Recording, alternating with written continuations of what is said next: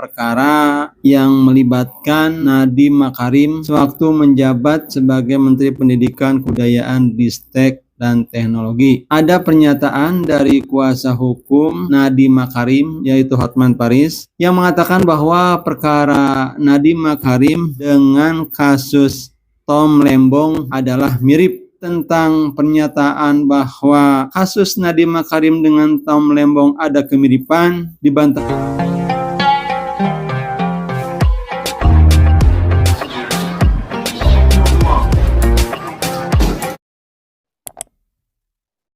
Assalamualaikum warahmatullahi wabarakatuh. Sahabat-sahabatku, selamat berjumpa lagi dengan saya Effendi di Effendi Advocaten Channel. Sebuah channel yang akan membahas masalah-masalah kemasyarakatan yang diulas secara populer. Apa kabar sahabat-sahabatku? Semoga sahabat sekalian selalu dalam keadaan sehat walafiat. Sahabat-sahabatku, mari kita teruskan pembahasan kali ini tentang perkara yang melibatkan Nadiem Makarim dalam pengadaan Chromebook sewaktu menjabat sebagai Menteri Pendidikan, Kebudayaan, Ristek, dan Teknologi.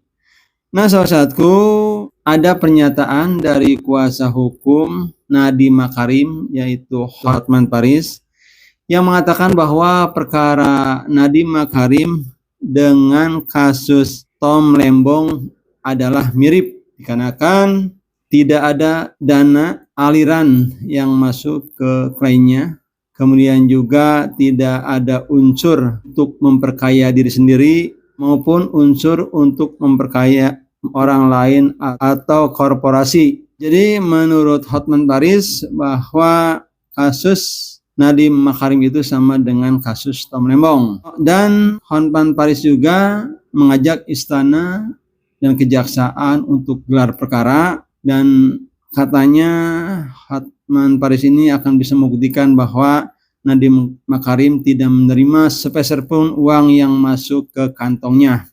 Nah, sahabat-sahabatku, telah ada reaksi dari istana, dikatakan bahwa katanya istana tidak mau turut campur dalam perkara ini.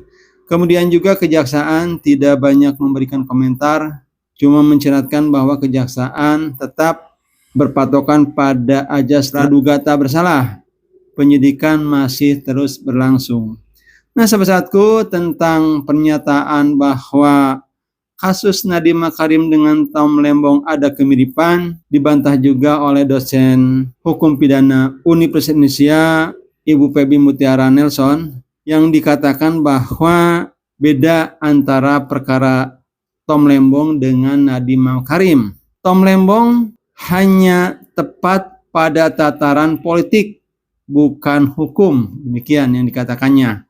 Jadi kalau kita sudah berbicara politik, maka pembicaraannya akan lain. Sedangkan Nadiem, kata Febi Mutiara Nelson, kasus Nadiem memiliki dimensi yang lebih kompleks karena menyangkut kebutuhan dasar pendidikan anak-anak Indonesia. Demikian. Jadi beda antara Tom Lembong tentang penjualan gula kristal dengan pengadaan laptop yang disediakan untuk anak-anak dalam menjalankan pendidikannya di sekolah.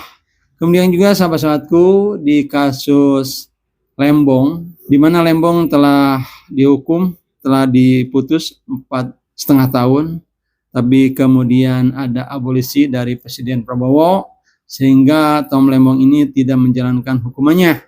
Tom Lembong untuk kebijakan ekspor gula dilakukan pula oleh pejabat sebelum dan sudahnya. Jadi kebiasaan ini atau hal ini dilakukan juga pejabat sebelum beliau menjadi menteri dan setelah ada menteri pengganti beliau. Kemudian sahabat-sahabatku, sedangkan Nadiem dalam perkara pengadaan laptop ini pernah ada proposal pada saat Menteri Pendidikannya Muhadjir Effendi. Muhadjir Effendi ini menjadi Menteri Pendidikan sekitar tahun 2016 sampai tahun 2019. Muhadjir menolak proposal tentang pengadaan laptop ini karena tidak sesuai dengan kondisi Indonesia. Tapi pada saat menterinya Nadiem, hal ini justru terjadi, ada proyek istilahnya untuk pengadaan laptop bagi seluruh anak-anak sekolah di Indonesia. Nah, sahabat-sahabatku, dengan adanya ini, sahabat-sahabatku, sekali lagi, Nadiem yang diduga telah melanggar pasal 2, pasal 3, pasal 18, Undang-Undang Nomor 31 Tahun 1999 tentang tindak pidana tipikor. Tentu sekali lagi tidak bisa disamakan dengan kasusnya Tom Lembong.